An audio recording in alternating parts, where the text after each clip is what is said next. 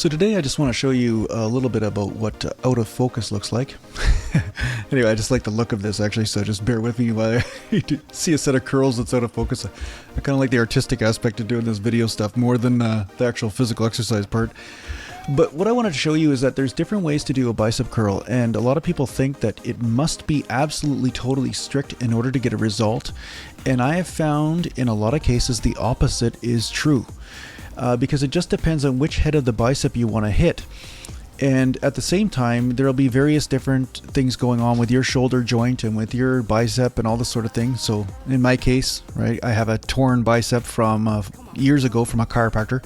And I say this because I repeat it all the time. But the bottom line is, the reason why I'm saying is just so you know that it wasn't from my training that I injured myself. But it does change the strength curve of my bicep curl. And a lot of people notice this. So if you notice, I'm swinging here. Okay, I'm doing a little bit of swinging, but I'm still getting a really good benefit from the negative aspect of the rep. So when I'm letting the weight down, that's when really the damage is done to the muscle, and that's when growth occurs. So it is important sometimes to challenge yourself. So doing cheat reps. Arnold Schwarzenegger did it, and I've found that reps that aren't absolutely totally strict allow the free flow of the motion of the body and how it wants to move. So now just being rigid isn't actually the limiting aspect of the set. It's more about, can I push that muscle to the absolute nth degree of failure and then cause an adaptation. So I was doing really strict reps for the last 3 or 4 months, and I found that there was something missing. I was getting a deep burn, but I was not necessarily getting any more growth on my arm, so I had to shock it somehow. So I started to do heavier weight, such as 50 pounders or 60 pounders from standing curls, and I've noticed about a 1/4 inch to a 1/2 inch growth on my bicep, and of course I'm getting my biceps back to where they were, but ultimately it has been a very effective way to train for me. So I guess what I'm trying to say is that there are more than one ways to do a bicep curl. There's more than one way.